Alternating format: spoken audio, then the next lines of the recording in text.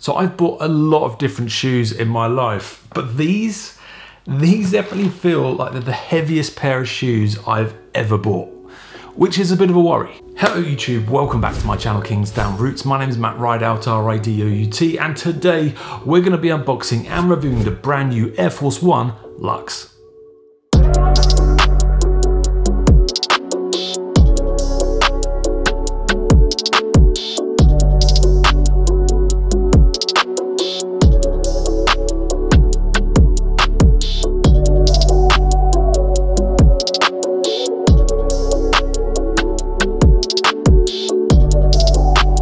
Okay, let's not waste any time then, let's just get straight on with the unboxing of these Air Force 1s, which are right here. But before we actually open the box, I have to be honest and say, this weighs so much. And actually, I've looked on the delivery box, and this is 2 kilograms of shoes, which is quite high because usually shoes are much less than that, and even boots don't typically weigh as much as a kilogram each. So these are heavy, which is a bit of a worry.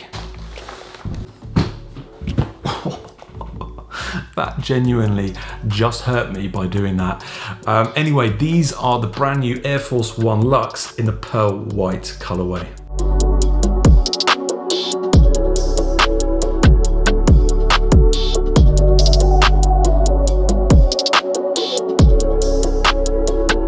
So first impressions then of this, I'm kind of impressed. I like the way this looks in hand. It's not what I was expecting at all. I saw the product images and I thought it looked pretty interesting.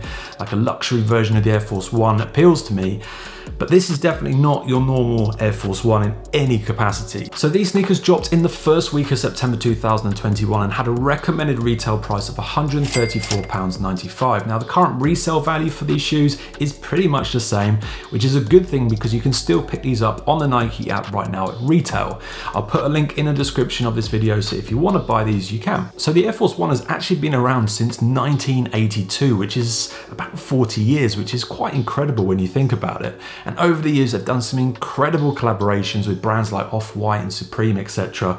And those kind of sneakers, those Air Force 1s are incredibly popular. Now, fast forward to 2021, and I think Nike have tried to introduce a luxury version of that Air Force 1 silhouette, which is this version right here. And straight off the bat, you can definitely tell this is a luxury version. There's some very, very nice details straight away. Now, I'll just talk you through the shoe as and how I see it. So if you start with the outer sole, you can see it's actually in this kind of gum boot style, which is the sort of thing you'd find on a Timberland. It's incredibly kind of thick and durable, and I'm sure it's got lots of grip. But actually, from a silhouette perspective, it gives a lot more height to the shoe. On the midsole, you've got an air detail, which is much larger than a normal Air Force 1, so that kind of sticks out in this bold writing air. And also worth noting, if you look from a top view down of the midsole, it actually sticks out from the shoe, so you're getting a little bit more width on the sneaker than you would usually get. Now, where this Air Force 1 falls into that luxe category is really in the type of leather that they've used on the upper of this sneaker. It's that really high quality tumble leather which you only occasionally see on specialist releases. It just feels so nice in hand, and I'm sure it's going to age and wear really well over time. Looking at the front of the shoe, you have this lovely sewn in Nike swoosh which is in gold, which is a lovely piece of detail.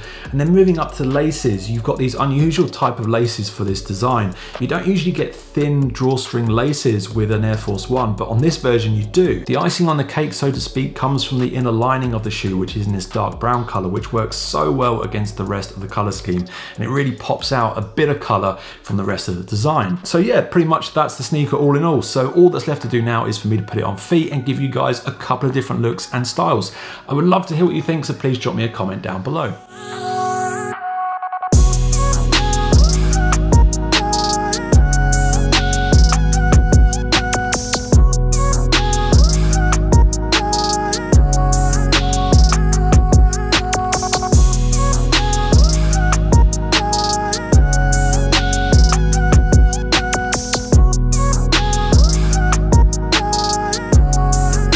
Okay then, having just put these on feet, I have survived wearing them. My legs are still intact.